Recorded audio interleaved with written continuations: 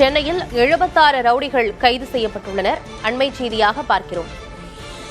புளியந்தோப்பு காவல் மாவட்டத்தில் 20 ரவுடிகள், அடையாறு காவல் மாவட்டத்தில் 16 ரவுடிகள் என ஒட்டுமொத்தமாக 76 ரவுடிகள் கைது செய்யப்பட்டுள்ளனர். போதைப்பொருள் விற்பனை உள்ளிட்ட சமூக விரோத செயல்களை தடுக்கும் வகையில் காவல்துறை இந்த நடவடிக்கையை மேற்கொண்டிருக்கிறது. பல்வேறு வழக்குகளில் தேடப்பட்டு வந்த ரவுடிகள் கைது செய்யப்பட்டிருப்பதாக காவல்துறை தகவல் தெரிவித்திருக்கிறது.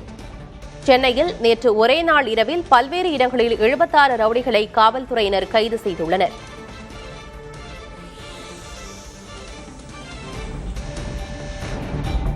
டி நகரில் 18 ரவுடிகள், அண்ணா நகரில் 10 ரவுடிகள், மயிலாப்பூரில் 12 ரவுடிகள் என ஒட்டுமொத்தமாக 76 ரவுடிகள் காவல்துறையினரால் கைது செய்யப்பட்டுள்ளனர்.